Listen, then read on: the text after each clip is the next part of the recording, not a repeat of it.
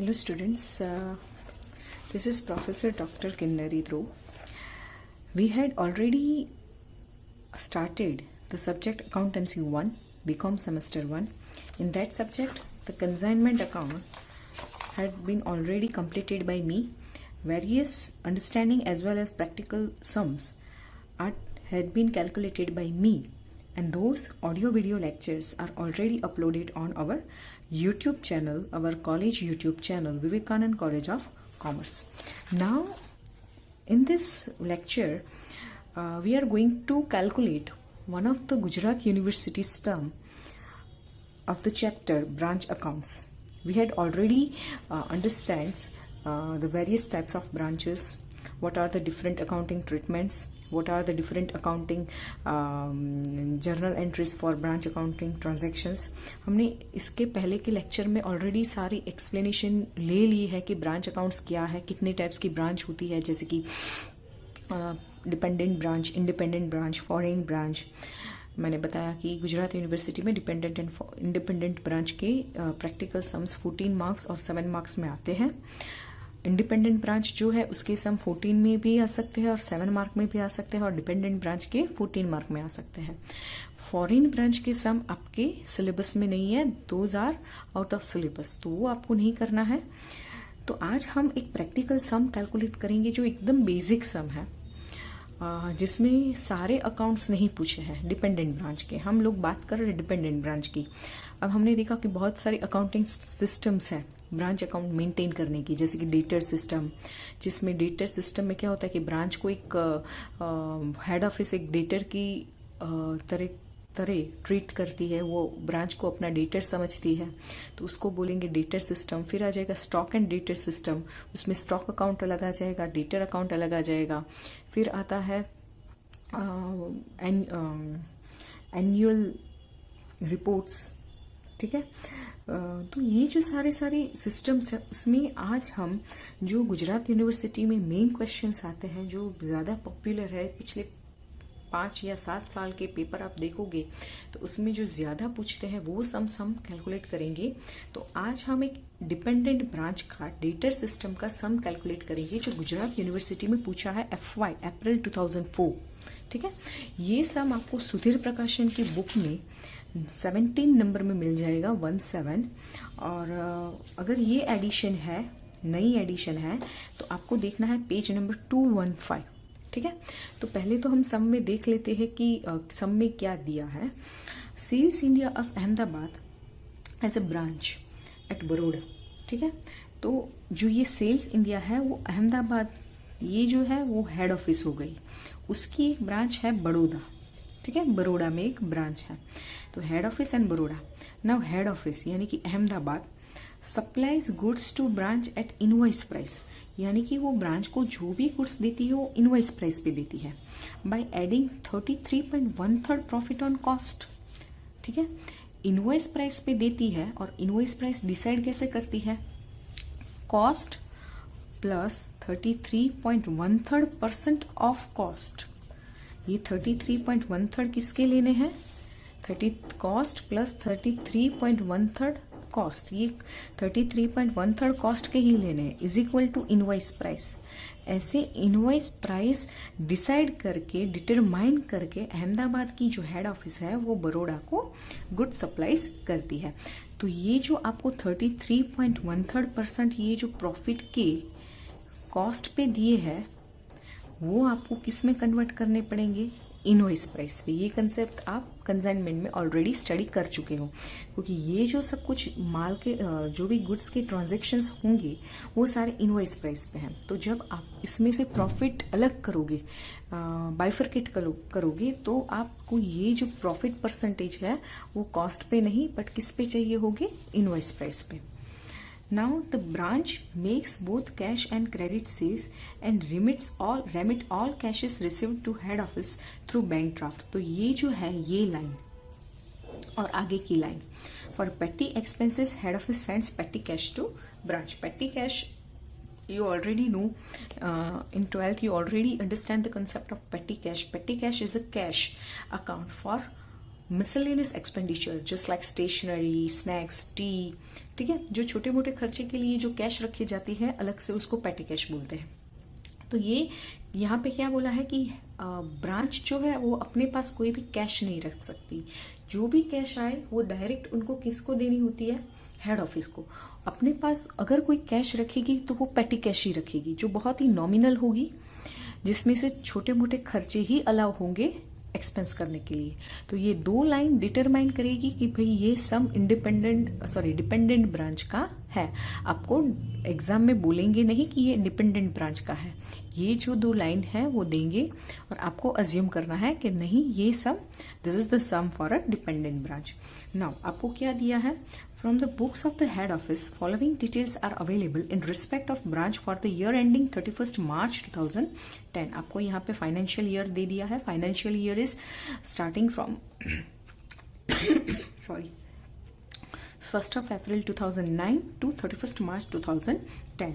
तो पर्टिकुलर्स, पहली आपको पर्टिकुलर्स यहाँ पे दी है ओपनिंग एंड क्लोजिंग बैलेंस।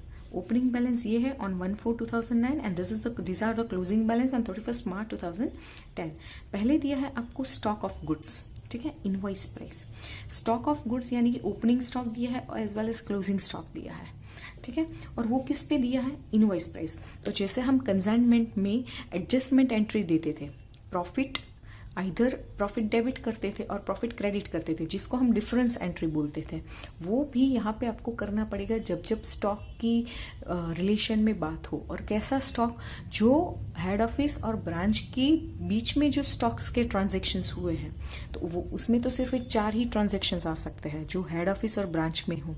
एक तो opening stock, closing stock, then goods send to branch and branch return some of the goods.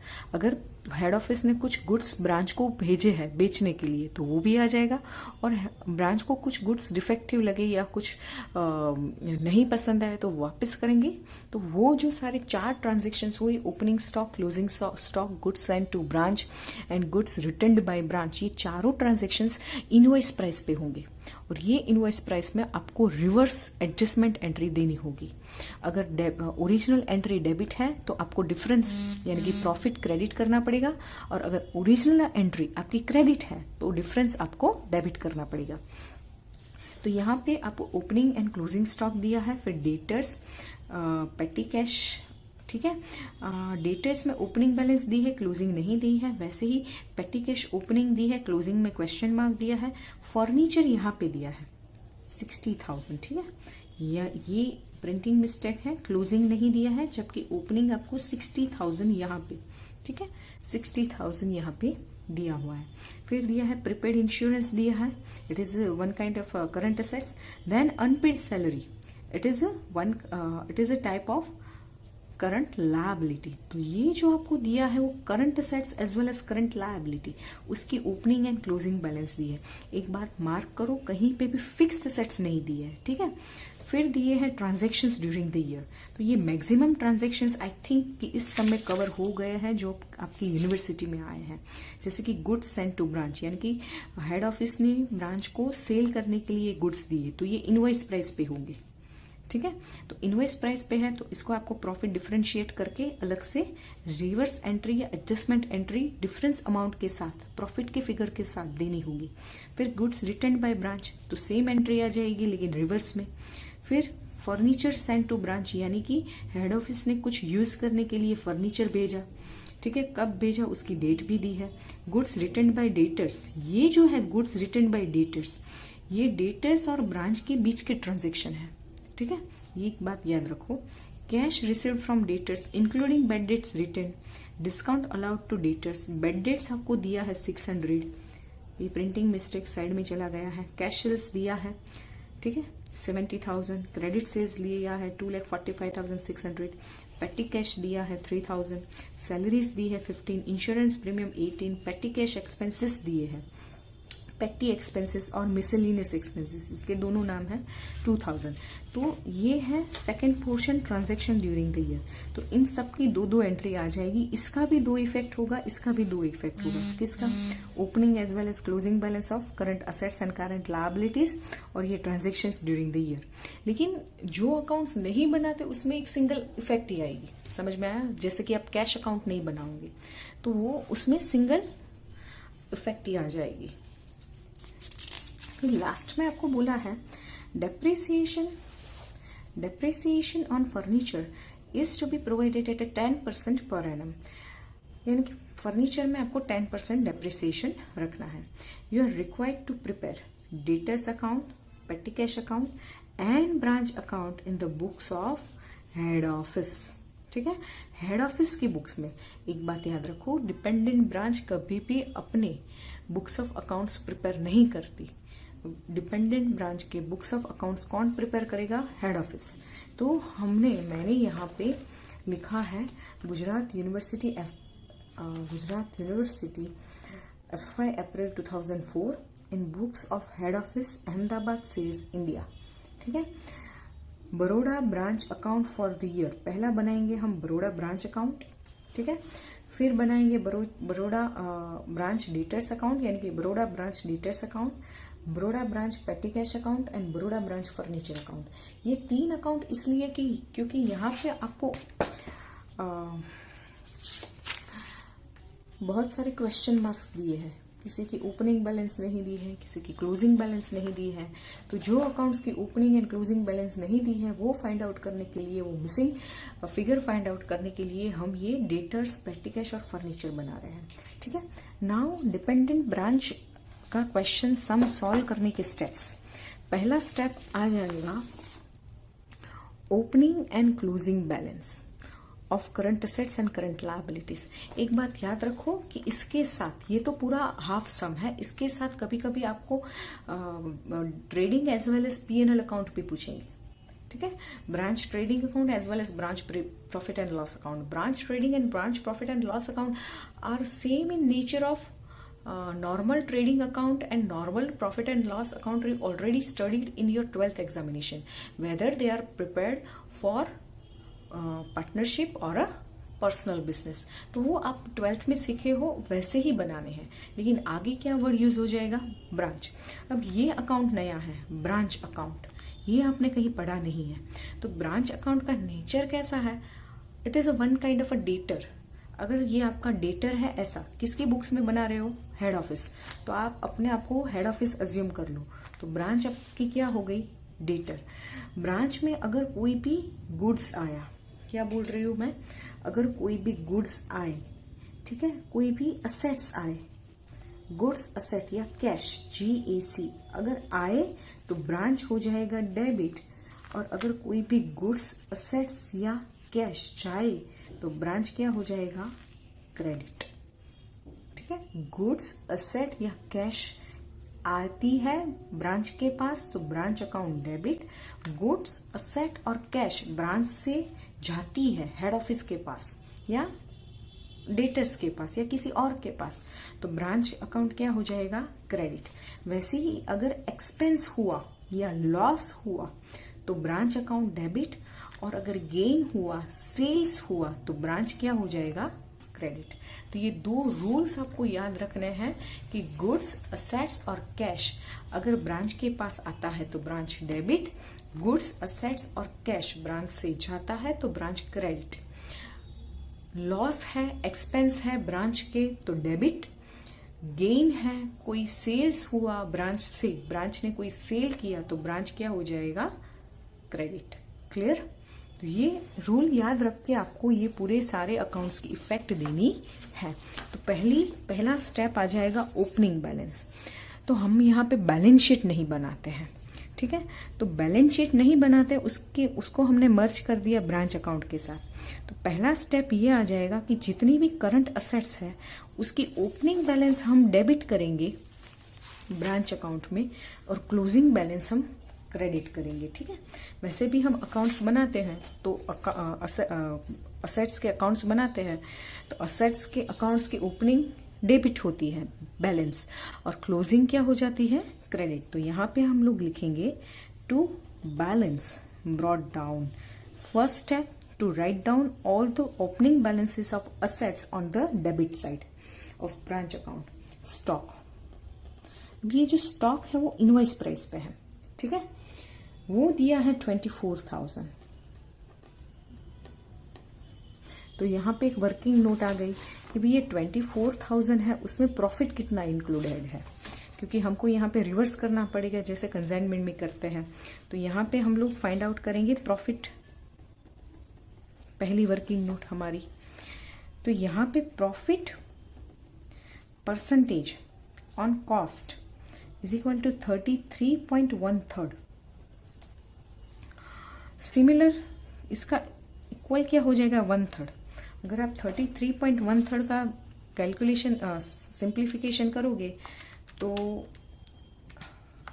100 divide by 3 is equal to 33.333 और 1 डिवाइड बाई 3, दोनों का आंसर सेम ही आ जाएगा, ठीक है। यहाँ पे मल्टीप्लाई कर दोगे तो परसेंटेज आ जाएगा, ठीक है। तो 33.333, तो प्रॉफिट ऑन कॉस्ट दिया है 1/3। अगर यही प्रॉफिट परसेंटेज आपको इनवॉइस प्राइस पे चाहिए तो बहुत ही सिंपल है, जो आपने फ्रैक्शन निकाला उसके डिनोमिनेटर में एक डिजिट बढ़ा दो, 3 + 1 = 4। समझ में आया? तो यहाँ पे profit percentage on invoice price हमको क्या मिला, 1/4। तो पूरा सम जो भी जहां पे भी इनवॉइस प्राइस आएगा वो फ्रैक्शन क्या आ जाएगा, 1 डिवाइड बाय 4 पूरा सम में। तो यहाँ पे पहले मैंने लिखा stock to balance brought down, तो यहाँ पे सामने क्या लिखेंगे, बाय स्टॉक रिजर्व, और नीचे लिखेंगे डिफरेंस। डिफरेंस कितने का, 1/4। किसका, 24,000 में 1/4 क्या है, 1/4 क्या है, प्रॉफिट। तो 24,000 डिवाइड बाय 4, 6,000। तो ओरिजिनल जो स्टॉक होगा वो कितने का होगा कॉस्ट प्राइस में, 24,000 माइनस 6,000, 18,000 का ओपनिंग स्टॉक होगा। ये जो 6,000 है वो इमेजिनरी प्रॉफिट है। अगर आपने इनवॉइस प्राइस से एंट्री दी है तो इमेजिनरी प्रॉफिट क्रेडिट करो, अपने आप आपका ओपनिंग स्टॉक कॉस्ट प्राइस से डेबिट हो जाएगा। फिर आपको दिया है डेटर्स। अभी हम क्या कर रहे हैं, ओपनिंग बैलेंसेस लिख रहे हैं करंट असेट्स की, 1,20,000 कहाँ पे लिख रहे हैं, पेटी कैश ब्रांच अकाउंट में 1000। फिर दिया है फर्नीचर 60,000। फिर दिया है प्रीपेड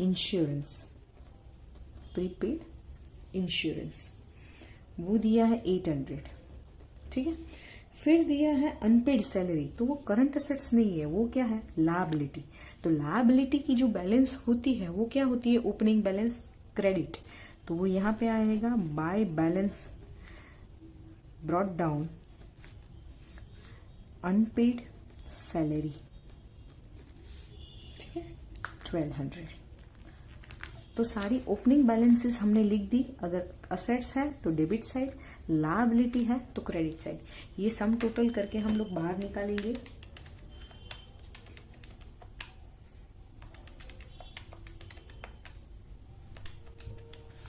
$2,05,800,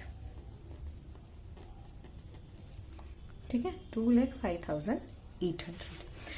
अब एक इफेक्ट आई इसकी ओपनिंग बैलेंस। अब सारी जो क्लोजिंग बैलेंस है, अगर असेट्स की ओपनिंग डेबिट तो असेट्स की क्लोजिंग क्रेडिट। तो ब्रांच अकाउंट में एकदम राइट हैंड साइड कॉर्नर पे लिखेंगे बाय बैलेंस कैरिड फॉरवर्ड, ठीक है। वहां पे आपको स्टॉक दिया है इनवॉइस प्राइस से 72,000। तो ये 72,000 में जो इमेजिनरी प्रॉफिट है वो डेबिट करेंगे टू स्टॉक रिजर्व, ठीक है। और नीचे लिखेंगे डिफरेंस 1 डिवाइड बाय 4। तो 72,000 डिवाइड बाय 4 करेंगे तो आपका आंसर आ जाएगा 18,000। ठीक है। फिर आपको दिया है डेटर्स। अब डेटर्स में क्वेश्चन मार्क है, यानी कि उसकी बैलेंस आपको फाइंड आउट करनी है। फिर फर्नीचर, सॉरी पेटी कैश दिया है, पेटी कैश नहीं है, वो भी फाइंड आउट करना है। फर्नीचर, उसका भी क्वेश्चन मार्क दिया है, वो भी आपको फाइंड आउट करना है। फिर दिया है प्रीपेड इंश्योरेंस 600, तो यहाँ पे सम टोटल निकाल के बाहर नहीं लाएंगे क्योंकि 3 बैलेंसेस बाकी है। जब ये अकाउंट्स क्लोज करेंगे डेटर्स, पेटी कैश और फर्नीचर, तब ये मिसिंग फिगर्स मिलेंगे। फिर दिया है बाय बैलेंस कैरिड फॉरवर्ड, ये है अनपेड सैलरी, ठीक है। जैसे ओपनिंग क्रेडिट थी तो क्लोजिंग करंट लायबिलिटी की क्या हो जाएगी, डेबिट, वो आपको दी है 1600, ठीक है। तो अभी तक मैंने एक ही इफेक्ट दी है, ओपनिंग एंड क्लोजिंग बैलेंस लिखी है। ओपनिंग करंट असेट्स की डेबिट, क्लोजिंग करंट असेट्स की क्रेडिट, ओपनिंग करंट लायबिलिटी की क्रेडिट और ओपनिंग करंट असेट्स की करंट लायबिलिटी की डेबिट। और साथ में स्टॉक रिजर्व लिखा है, क्योंकि जब भी इनवॉइस प्राइस आता है अगर वो डेबिट साइड है इनवॉइस प्राइस पे तो वो स्टॉक रिजर्व सामने क्रेडिट होगा, और अगर स्टॉक आपका इनवॉइस प्राइस पे क्रेडिट होता है तो उसका स्टॉक रिजर्व क्या आ गया, डेबिट। अब यहाँ इसकी दूसरी इफेक्ट, जिसका भी अकाउंट्स आपने बनाया है, जैसे कि स्टॉक का नहीं बनाया है, डेटर्स है, पेटी कैश है, फर्नीचर है, ठीक है, तो ये 3 अकाउंट्स बना है, तो उसकी जो भी ओपनिंग मिले तो ओपनिंग, क्लोजिंग मिले तो क्लोजिंग लिख दो। अगर ओपनिंग क्लोजिंग दोनों मिलती है तो दोनों लिख दो। तो स्टॉक तो नहीं आएगा, स्टॉक का कोई अकाउंट नहीं होता। स्टॉक कहाँ पे लिखते हैं, ट्रेडिंग में, लेकिन ट्रेडिंग तो नहीं बना रहे तो वो स्किप कर दो। फिर आएगा डेटर्स, तो डेटर्स में करंट असेट्स है इसलिए ओपनिंग बैलेंस क्या हो जाएगी, डेबिट। तो टू बैलेंस ब्रॉट डाउन 1,20,000, और यहाँ पे आ जाएगा बाय बैलेंस कैरिड फॉरवर्ड। अब वो फाइंड आउट करना है इसलिए मैंने क्वेश्चन मार्क कर दिया। वैसे ही petty cash to balance brought down, petty cash आपको दिया है 1000 और बाय बैलेंस कैरिड फॉरवर्ड नहीं दिया है, वो आपको फाइंड आउट करना है, ठीक है। वैसे फर्नीचर आपको दिया है टू बैलेंस ब्रॉट डाउन, ठीक है, 60,000, क्लोजिंग नहीं दिया है इसीलिए by balance carried forward question mark. तो पहला पोर्शन खत्म हुआ, opening and closing balance of current assets and current liabilities. Current assets debit side, current liabilities credit side for opening balance, current assets closing balance credit side, current liabilities closing balance debit side.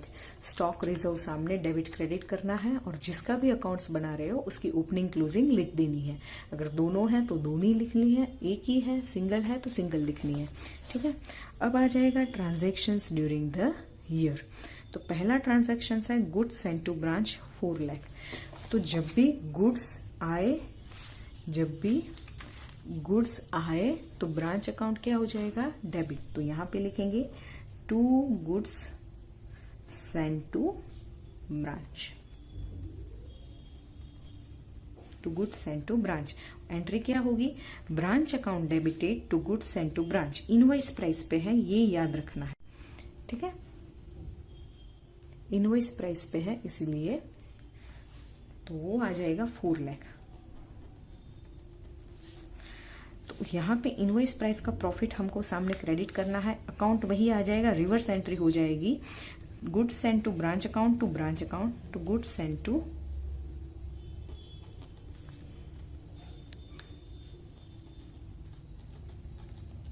Difference 1/4, ठीक है। तो 4 लाख का 1/4 करोगे तो 1 लाख का difference आएगा। एक ही effect आएगी, दूसरी नहीं आएगी क्योंकि गुड्स सेंड टू ब्रांच नहीं बना रहे हैं, ठीक है। फिर आ जाएगा गुड्स रिटर्न्ड बाय ब्रांच, तो रिवर्स एंट्री आ जाएगी। जैसे गुड्स इनकमिंग है, गुड्स आएगा तो ब्रांच क्रेडिट, गुड्स जाएगा तो ब्रांच क्रेडिट। तो यहां पे आ जाएगा by goods sent to branch. यहां पे लिख रही हूं इनवॉइस प्राइस ताकि पता चले ये ओरिजिनल एंट्री है 40,000, ये इनवॉइस प्राइस पे है तो इसके सामने रिवर्स एंट्री आ जाएगी टू अकाउंट वही goods send to branch, difference 1/4, ठीक है। तो 40,000 का 1/4 करोगे तो यहाँ पे आ जाएगा 10,000, ठीक है। फिर आएगा फर्नीचर सेंट टू ब्रांच, और वो भेजा है 1/10/2009, ठीक है। फर्नीचर सेंट टू ब्रांच, तो गुड्स की जैसे कोई भी असेट्स आती है, furniture is one kind of assets, तो ब्रांच अकाउंट क्या आ जाएगा, debit to furniture account. Entry क्या होगी, एंट्री क्या होगी, branch account debited to furniture account, किसकी बुक में, हेड ऑफिस की बुक में, 20,000। तो दूसरी इफेक्ट इसकी आएगी क्योंकि आप फर्नीचर अकाउंट बना रहे हो। फर्नीचर अकाउंट में यहाँ पे क्या है, ब्रांच फर्नीचर अकाउंट, तो यहाँ पे एक नया फर्नीचर आ रहा है, तो एंट्री ऐसे होगी, branch furniture account debited to furniture account, यानी कि जो नॉर्मल फर्नीचर है हेड ऑफिस में उसकी बैलेंस कम हो रही है तो वो डेबिट क्रेडिट हो जाएगा, और फर्नीचर ब्रांच फर्नीचर की बढ़ रही है तो वो डेबिट हो जाएगा। तो एंट्री ऐसे होगी, branch furniture account debited to furniture account 20,000। यहाँ पे मैं स्पेसिफिकली जब आप भेजा, जिस डेट को भेजा वो लिख रहे हो, ताकि डेप्रिसिएशन के टाइम पे ये याद रहे कि प्रोपोर्शनल डेप्रिसिएशन हम कैलकुलेट करें। फिर दिया है cash received from goods return by debtors. अब ये गुड्स रिटर्न बाय डेटर्स क्या है, it is a sales return, ठीक है। तो एक बात हमेशा याद रखो कि ब्रांच के और डेटर्स के बीच के जो भी ट्रांजेक्शन्स है उसकी कोई भी इफेक्ट ब्रांच अकाउंट में आएगी नहीं, क्योंकि ये ब्रांच अकाउंट कौन बना रहा है, हेड ऑफिस, ठीक है। तो ब्रांच और डेटर्स, ठीक है, मैं यहाँ पे मेंशन कर रही हूँ, ब्रांच और डेटर्स, इसके जितने भी ट्रांजैक्शन है उसकी कोई भी एंट्री ब्रांच अकाउंट में आएगी नहीं, सिवाय एक को छोड़ के, एक्सेप्शन किसका, अगर डेटर्स कोई कैश ब्रांच को देती है, कुछ भी जो उसने गुड्स परचेस किए उसका जो भी पेमेंट करती है डेटर्स, किसको, ब्रांच को, तो इमीडिएटली हेड ऑफिस को देना पड़ता है, ठीक है। ब्रांच अपने पास कोई भी कैश नहीं रख सकती, तो ये यहाँ पे ब्रांच के पास से कैश आउटगोइंग हो रही है, जा रही है, तो ब्रांच अकाउंट क्या हो जाएगा, क्रेडिट। तो एक बात याद रखो, ब्रांच और डेटर्स के कोई भी ट्रांजेक्शन्स की इफेक्ट ब्रांच अकाउंट में नहीं आएगी सिवाय कैश को छोड़ के। अगर डेटर्स कोई भी कैश ब्रांच को दे रहा है तो वो ब्रांच को हेड ऑफिस को दे देना है, इसलिए वो कैश के फिगर के साथ ब्रांच अकाउंट क्या हो जाएगा, क्रेडिट, ठीक है। तो यहाँ पे क्या है, गुड्स रिटर्न बाय डेटर्स, यानी कि डेटर्स ने जो भी गुड्स रिटर्न किए, अगर सेल्स हुआ तो डेबिट, सेल्स रिटर्न हुआ तो ब्रांच डेटर्स क्या हो जाएगा, क्रेडिट। तो यहाँ पे आ जाएगा भाई सेल्स रिटर्न, ये अकाउंट आप ऑलरेडी 12th में पढ़ के आए हो। अगर डेटर्स कोई नया क्रेडिट सेल्स करते हैं तो डेबिट होता है, और डेटर्स को अगर बैड डेट्स हो जाती है, सेल्स रिटर्न हो जाता है, कोई डिस्काउंट मिलता है या कैश से पेमेंट कर देते हैं या बिल्स रिसीवेबल दे देते हैं, तो वो सारी इफेक्ट कहाँ पे आ जाती है, क्रेडिट साइड। तो यहाँ पे उन लोगों ने 4,000 का गुड्स रिटर्न किया है, एक ही इफेक्ट आएगी, ठीक है। अगर ट्रेडिंग अकाउंट बनाते होते तो 2 इफेक्ट आती। फिर दिया है cash received from debtors including bad debts of 2,000। एक बात याद रखो, सिर्फ यहाँ पे आ जाएगा बाय कैश अकाउंट, ठीक है। डेटर्स ने टोटल 2,02,000 दिया, यहाँ पे डेटर्स ने टोटल कितना दिया, 2,02,000, लेकिन ये 2,000 है वो बैड डेट रिटर्न है। बैड डेट रिटर्न कभी भी डेटर्स में नहीं आता, वो पीएनएल में क्रेडिट साइड जाता है। तो यहाँ पे हम लोग नेट 2 लाख लेंगे, अगर सेल्स हुआ तो डेबिट, कैश मिला तो क्रेडिट, ठीक है। और ये जो कैश मिला वो ब्रांच अपने पास नहीं रख सकती, वो उसको हेड ऑफिस को देना है। अगर कैश आई तो डेबिट, कैश गई तो क्रेडिट। तो एक तो डेटर्स के पास से मिली 2 लाख, और फिर बैड डेट रिटर्न ये भी नहीं रख सकते, भले हम लोग यहाँ पे ना लिखे, लेकिन ये बैड डेट रिटर्न पीएनएल में तो आएगी, तो ये भी हेड ऑफिस को वापस देनी है। यहाँ पे एक और आ जाएगा कैश सेल्स, ठीक है, कैश सेल्स। फिर डिस्काउंट अलाउड टू डेटर्स 1000, तो ये यहाँ पे आ जाएगा डेटर्स में, क्रेडिट साइड बाय डिस्काउंट 1000, ठीक है, डेटर्स में 1000। फिर बेड डेट्स, तो बाय बेड डेट्स 600। फिर कैश सेल्स 70,000, तो ट्रेडिंग अकाउंट में क्रेडिट साइड आएगा लेकिन ट्रेडिंग अकाउंट नहीं बना रहे हैं और ब्रांच में आ जाएगा कैश के नीचे। टोटल कैश कैसे मिली, तो डेटर्स के पास 2000, बेड डेट रिटर्न हुई 2000, डेटर्स के पास से मिले 2 लाख, बेड डेट रिटर्न हुई 2000 और कैश सेल्स हुआ 70,000। इसके अलावा कोई भी कैश नहीं मिलेगी, तो इसका सम टोटल 2,72,000 हम लोग बाहर निकालेंगे। तो टोटल ब्रांच हेड ऑफिस को 2,72,000 रेमिट करेगी। फिर आ जाएगा क्रेडिट सेल्स। क्रेडिट सेल्स कहाँ पे आएगा, डेटर्स अकाउंट के डेबिट साइड, तो क्रेडिट सेल्स 2,45,600। अगर 12th में आपके कंसेप्ट क्लियर है तो ये ब्रांच अकाउंट में प्रॉब्लम नहीं आएगा। फिर आ जाएगा टू पेटी, फिर आता है पेटी कैश सेंट। जैसे गुड्स आया, फर्नीचर आया, वैसे ही कैश इनकमिंग है। तो जब भी कोई भी असेट्स आती है, either it is a goods, furniture और पेटी कैश, तो ब्रांच अकाउंट क्या हो जाएगा, डेबिट। तो यहां पे आएगा टू पेटी कैश अकाउंट 3000 और पेटी कैश में नई कैश आई तो यहां पे हम लोग लिखेंगे टू कैश अकाउंट 3000 पेटी कैश में, ठीक है। जिसका अकाउंट बनाएंगे उस ट्रांजेक्शन के 2 इफेक्ट, जिसका अकाउंट नहीं बना रहे उसकी एक इफेक्ट, ठीक है। 12th की तरफ पे नहीं होता कि हर एक ट्रांजेक्शन की 2 इफेक्ट, क्योंकि कुछ अकाउंट्स हम बना रहे हैं, कुछ नहीं बना रहे। फिर आ जाएगा सैलरी, ठीक है। तो सैलरीज, इंश्योरेंस प्रीमियम, ये जो एक्सपेंस है वो सारे एक्सपेंस ब्रांच के हैं। अगर एक्सपेंस हुआ तो ब्रांच क्या हो जाएगा, डेबिट। लेकिन ये एक्सपेंस ब्रांच अपने आप नहीं चुकाता, वो कैश लेता है किसके पास से, हेड ऑफिस के पास। तो यहाँ पे उसके लिए अलग से कैश आएगी और वो कहाँ पे खर्च होगी, सैलरीज में। तो 15,000 इनर कॉलम में लिखेंगे और इंश्योरेंस 18,000, ठीक है। तो 15,000 और 18,000 टोटल 33,000 का एक्सपेंस। फिर दिया है पेटी एक्सपेंसेस। तो पेटी एक्सपेंसेस कभी भी ब्रांच अकाउंट में नहीं लिखना है, क्योंकि पेटी एक्सपेंसेस, पेटी कैश आ गया तो एक्सपेंस नहीं आएगा, उसके लिए कैश आ गई 3000, तो पेटी एक्सपेंसेस यहाँ पे आएगा। अगर नई कैश आई तो डेबिट, एक्सपेंस हुआ तो कैश अकाउंट, पेटी कैश क्या हो जाएगा, क्रेडिट। तो यहाँ पे लिखना है पेटी एक्सपेंसेस 2000। तो ये जो सारे ट्रांजैक्शंस हैं उसकी इफेक्ट दे दी।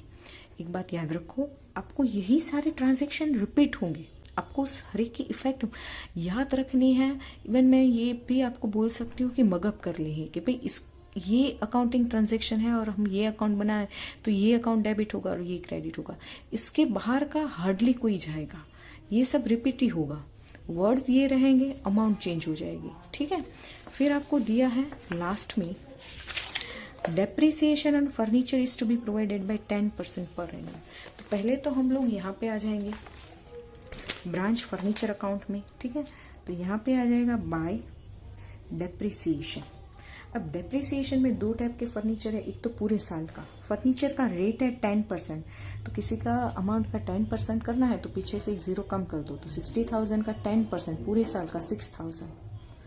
ये जो है वो भेजा 6 मंथ्स खत्म होने के बाद ऑन 1/6/2009, ठीक है। तो अक्टूबर, नवंबर, दिसंबर, जनवरी, फरवरी, मार्च, तो ये जो 20,000 पे 10% से पूरे साल का होता है 2,000, लेकिन आधे साल का कितना हो जाएगा 1,000, ठीक है। तो टोटल डेप्रिसिएशन कितना आएगा 7,000। ये कभी भी ब्रांच में लिखना नहीं है, ब्रांच में स्पेसिफिकली इतना ही आएगा। Opening balance, closing balance, goods sent to branch, goods return by branch, furniture sent to branch, furniture return by branch, petty cash sent to branch और कैश रिसीव फ्रॉम डेटर्स। इतने ही transactions आएंगी, ये आपको याद रखना है, ठीक है। तो यहाँ पे डेप्रिसिएशन आएगा नहीं। अगर आप ब्रांच पीएनएल बनाते हो तो आपको डेप्रिसिएशन की सेकंड इफेक्ट देनी होती डेबिट साइड ब्रांच पीएनएल में, लेकिन यहाँ पे नहीं बना रहा है तो नहीं देनी है।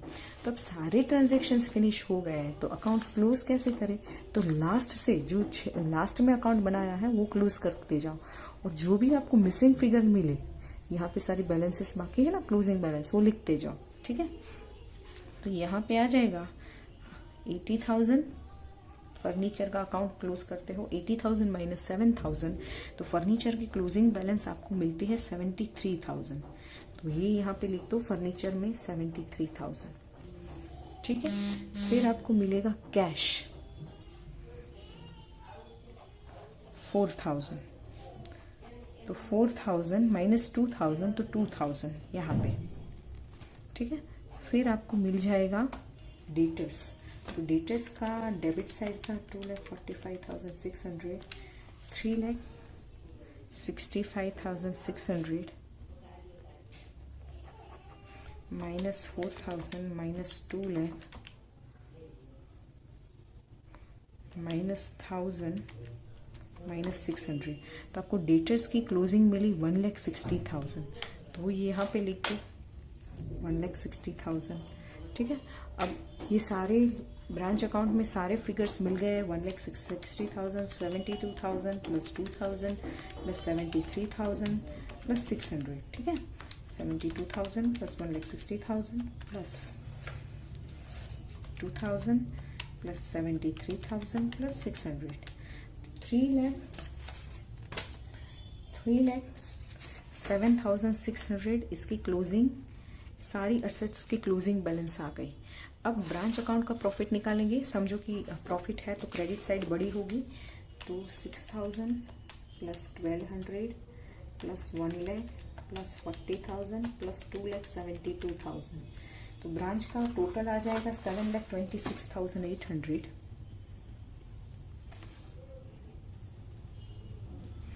माइनस 2,05,800 माइनस 4 लाख, ठीक है, minus 10,000 minus 20,000 minus 3,000 minus 33,000 minus 18,000 minus 1,600, तो आपका ब्रांच का प्रॉफिट आएगा 35,400, ठीक है। तो ये आपका प्रॉफिट आ गया, वो आप ट्रांसफर करोगे to general profit and loss account 35,400,